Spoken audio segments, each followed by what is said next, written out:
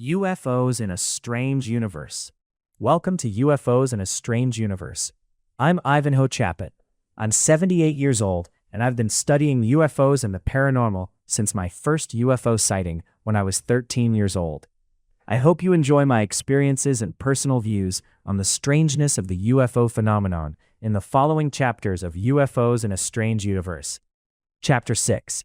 Ufologists Don't Necessarily Agree. Dr. Stephen Greer, founder of CE5, focuses on what he terms extraterrestrials that are millions of years in advance of us. He believes CE5 contacts are extraterrestrials and UFOs emanate from them. He believes that they also come from man-made factories and have been reverse engineered.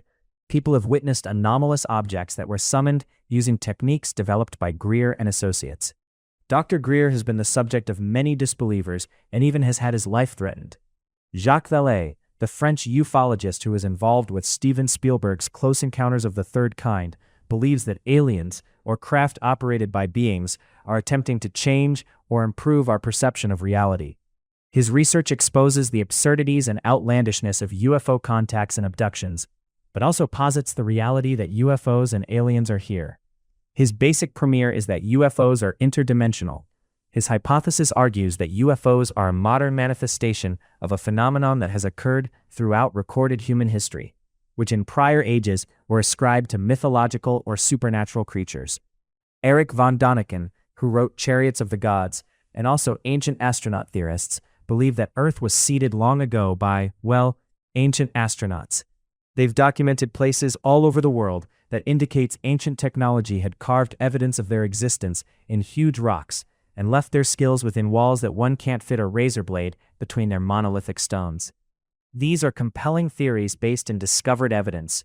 These include quarries of unfinished stones weighing thousands of tons to Egyptian boxes so flat and square that they simply could not have been made with copper chisels. Jaime Maussan is a Mexican journalist and UFO researcher.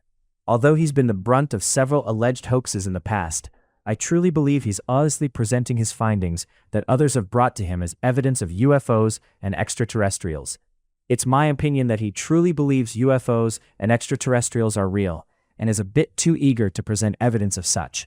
Whether it's fame, money, or a true belief in his quest for the truth, Mr. Maussan is on a mission. Some UFO researchers come with credentials and a military backgrounds. Nick Pope and Luis Elizondo have studied the UFO phenomenon from the perspective of the data gathered from observation of others that have witnessed UFOs. Nick Pope has never witnessed a UFO, according to a Google. However, images from high-resolution photographs, eyewitness testimony, and evidence taken from sensors, infrared, radar, etc. has made him a believer. Luis Elizondo has claimed he's seen one, but others say it was an unusual cloud formation. Their basic view is that these visitors may pose a threat to our military, air traffic, and consequently, our planet itself. Richard Dolan talks about how UFO disclosure may change politics, world banking systems, new technologies, and medicine. But for glimpses into interdimensional or spiritual realms, his primary direction is in extraterrestrial visitations, or have visited from some physical part of the universe. Catholic theologian Serrato Balducci defended the existence of extraterrestrial life and invited the Catholic Church to reconsider its position on this issue. He once stated that UFOs are not demonic and that they need to be studied scientifically. His views on UFOs were that they are a physical reality. This view negates the interdimensional hypothesis and the spiritual realm as to the origin of UFOs. Conversely, Chris Bledsoe has a 180-degree point of view. His views on the UFO subject is that they are of a spiritual nature, angelic and benevolent to mankind, and are in constant contact with humans. Chris has videotaped many orbs and has had a vision of who he calls the Lady, who encouraged him to exploit his sightings and encounters with beings that some might consider demonic. Religious factions of the military have been blocking any proliferation of extraterrestrials, aliens, interdimensional beings, or denizens they believe are from the underworld. Chris had been very vocal after ridicule from his church parishioners after being silent for a long time. He's had many supporters to his story, including Jim Semivan, who has a 25-year career in the Central Intelligence Agency's National Clandestine Services. The enigmatic George Van Tassel claimed he was visited by aliens from Venus, George Adamski, who was also a contactee, also claimed this. Knowing today that Venus is a broiling hot planet, it's surely impossible that fleshy aliens inhabit it. But what if inhabitants of Venus are interdimensional, not subject to the temperatures and poisonous gases surrounding it? If this is reasonably plausible, then this opens up the possibility that there are living spiritual or even extra-dimensional beings on all the planets, maybe even the Sun itself.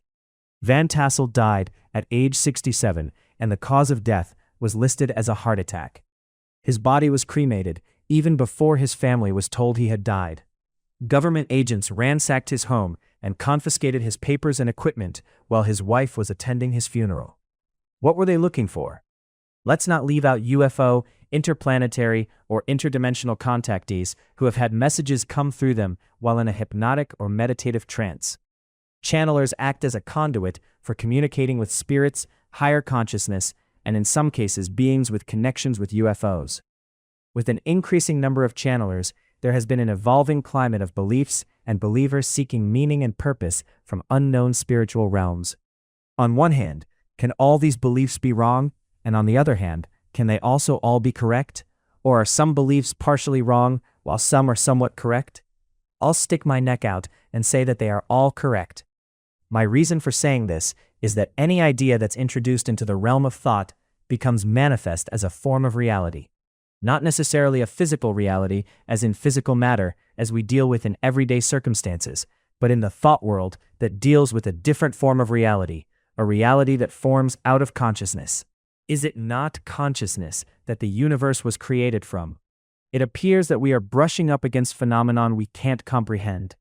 Objects traveling at thousands of miles per hour with no sonic boom, and underwater objects that defy physics with their speed and agility. Evanescent orbs are seen entering homes, whole metal ones buzz fighter jets within a few feet.